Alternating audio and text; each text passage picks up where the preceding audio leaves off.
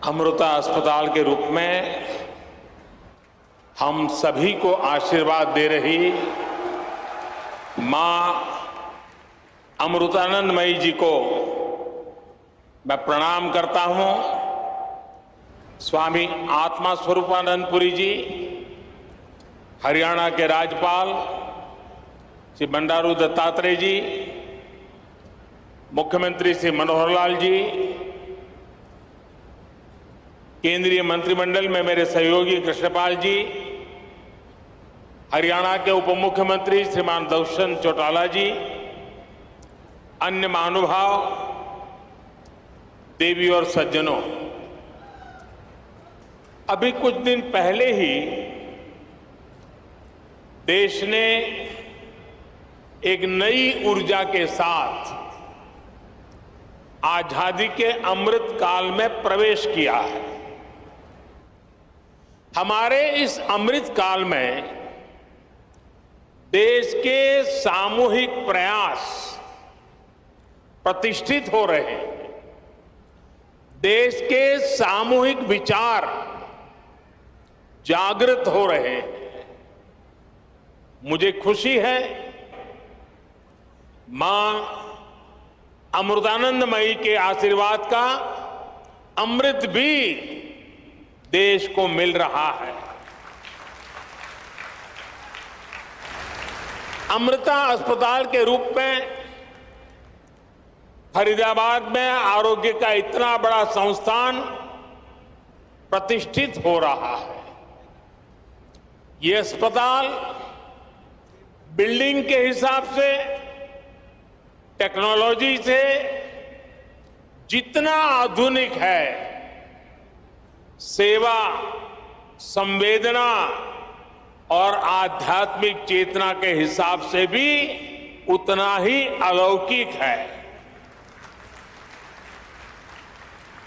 आधुनिकता और आध्यात्मिकता, इसका ये समागम गरीब और मध्यम वर्ग के परिवारों की सेवा का उनके लिए सुलभ, प्रभावी इलाज का माध्यम बनेगा।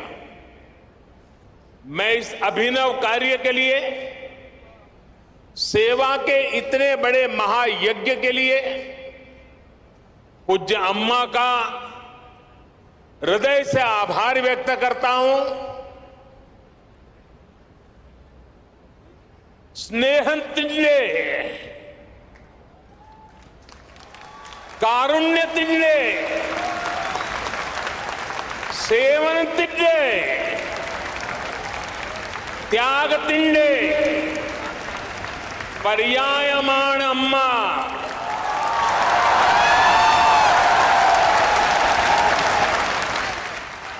माता अमृतानंदमयी देवी भारतंडे दे महत्ताय आध्यात्मिक परंपरा तिंडे नेरवकाशियाण।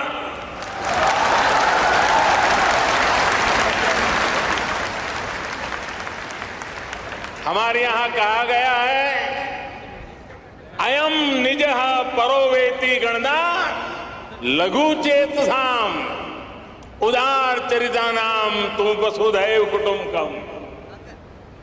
इन महाउपनिषद आशयमाण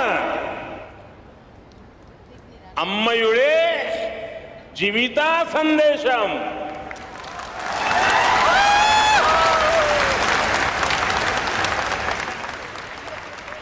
अर्थात अम्मा प्रेम, करुणा, सेवा और त्याग की प्रतिमूर्ति है। वो भारत की आध्यात्मिक परंपरा की वाहक है। अम्मा का जीवन संदेश हमें महाउपनिषदों में मिलता है। मैं मठ से जुड़े संत जनों को, ट्रस्ट से जुड़े सभी महानुभावों को, सभी डॉक्टर्स और दूसरे कर्मचारी बंधु भगिनी को भी आज इस पवित्र अवसर पर बहुत बहुत शुभकामनाएं देता हूं। साथियों, हम बार बार सुनते आए हैं, न त्वम हम कामये राज्यम न च स्वर्ग सुखानि च कामये दुख तप्ता नाम प्राणी नाम आर्ति नाशनम। अर्थात न हमें राज्य की कामना है, न स्वर्ग के सुख की इच्छा है। हमारी कामना है कि हमें बस दुखियों की, रोगियों की पीड़ा दूर करने का सौभाग्य मिलता रहे। जिस समाज का विचार ऐसा हो, जिसका संस्कार ऐसा हो, वहां सेवा और चिकित्सा समाज की चेतना ही बन जाती है। इसलिए भारत एक ऐसा राष्ट्र है जहां इलाज एक सेवा है, आरोग्य एक दान है, जहां आरोग्य आध्यात्म दोनों एक दूसरे से जुड़े हुए हैं। हमारे यहां आयुर्विज्ञान एक वेद है। हमने हमारी मेडिकल साइंस को भी आयुर्वेद का नाम दिया है। हमने आयुर्वेद के सबसे महान विद्वानों को, सबसे महान वैज्ञानिकों को ऋषि और महर्षि का दर्जा दिया। उनमें अपनी पारमार्थिक आस्था व्यक्त की। महर्षि चरक, महर्षि सुश्रुत, महर्षि वाग्भट, ऐसे कितने ही उदाहरण हैं जिनका ज्ञान और स्थान आज भारतीय मानस में अमर हो चुका है। भाई और बहनों, भारत ने अपने इस संस्कार और सोच को सदियों की गुलामी और अंधकार में भी कहीं कभी लुप्त नहीं होने दिया, उसे सहज करके रखा। आज देश में हमारी वो आध्यात्मिक सामर्थ्य एक बार फिर सशक्त हो रहा। हमारे आदर्शों की ऊर्जा एक बार फिर बलवती हो रही है। पूज्य अम्मा भारत के इस पुनर्जागरण का एक महत्वपूर्ण वाहक के रूप में देश और दुनिया अनुभव कर रहा है। उनके संकल्प और प्रकल्प सेवा के इतने विशाल अधिष्ठानों के रूप में आज हमारे सामने है। समाज जीवन से जुड़े ऐसे जितने भी क्षेत्र हैं, पूज्य अम्मा का वात्सल्य, उनकी करुणा हमें हर जगह दिखाई पड़ती है। उनका मठ आज हजारों बच्चों को स्कॉलरशिप दे रहा है, लाखों महिलाओं को स्वयं सहायता समूहों के जरिए सशक्त कर रहा है। आपने स्वच्छ भारत अभियान में भी देश के लिए अभूतपूर्व योगदान दिया है। स्वच्छ भारत कोष में आपके द्वारा दिए गए बहुमूल्य योगदान के कारण गंगा किनारे बसे उस इलाकों में काफी काम हुआ। इससे नमामि गंगे अभियान को भी काफी मदद मिली। पूज्य अम्मा, उनके प्रति पूरे विश्व का श्रद्धाभाव है। लेकिन मैं एक भाग्यवान व्यक्ति हूं पिछले कितने ही दशकों से पूज्य अम्मा का स्नेह, पूज्य अम्मा का आशीर्वाद मुझे अविरत मिलता रहा है।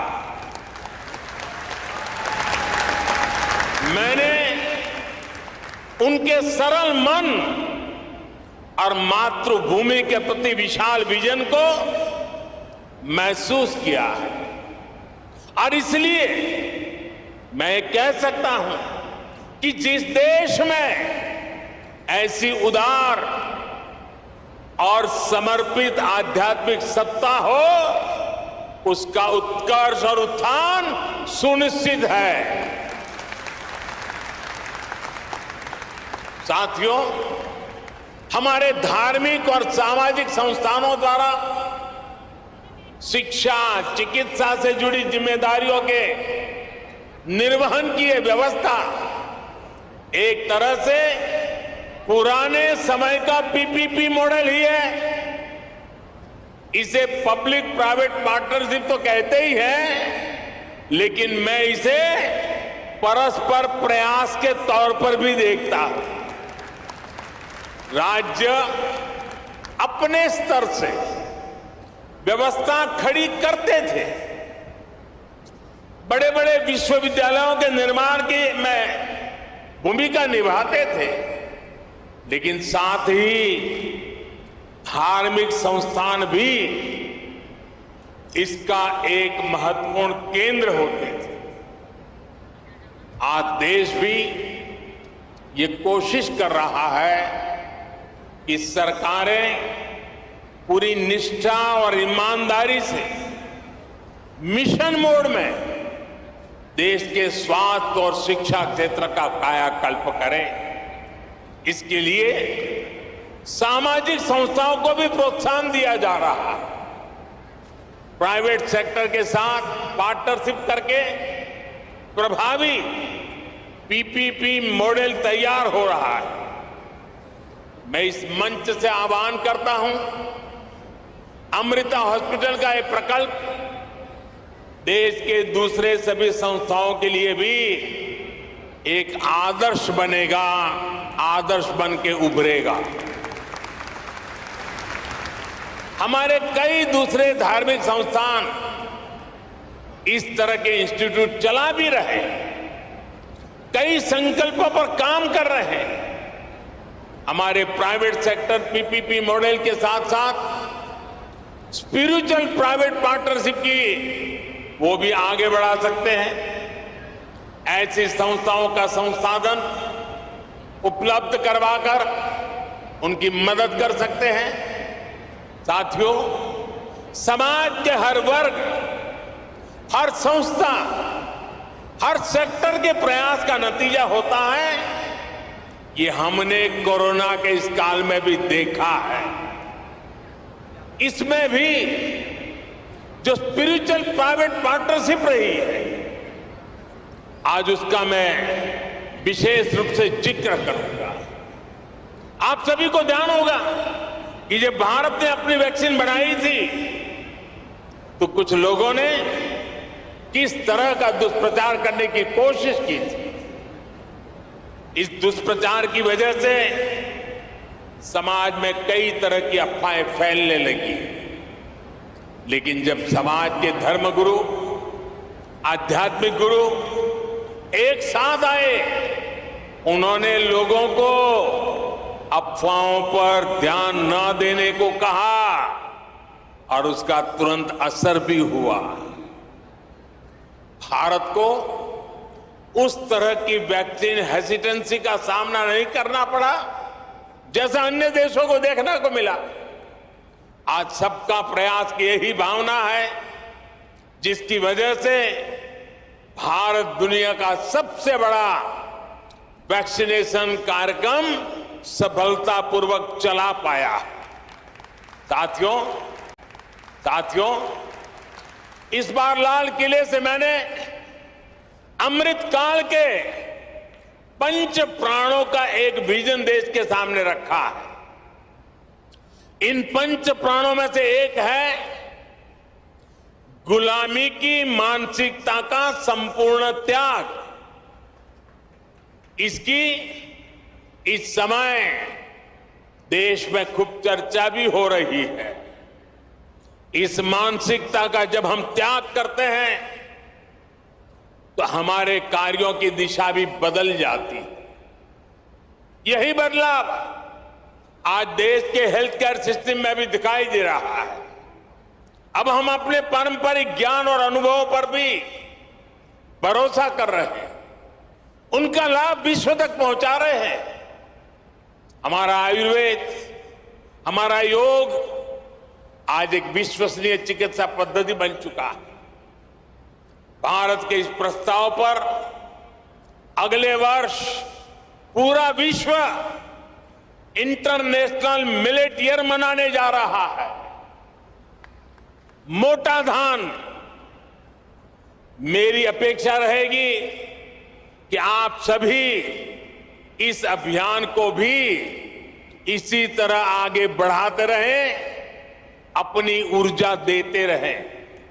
साथियों, स्वास्थ्य से जुड़ी सेवाओं का दायरा केवल अस्पतालों, दवाओं और इलाज तक ही सीमित नहीं होता है।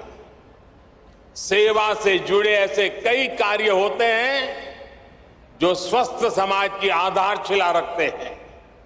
उदाहरण के लिए, स्वच्छ और शुद्ध पानी तक सामान्य से सामान्य नागरिक की पहुंच, ये भी ऐसा ही महत्वपूर्ण विषय है।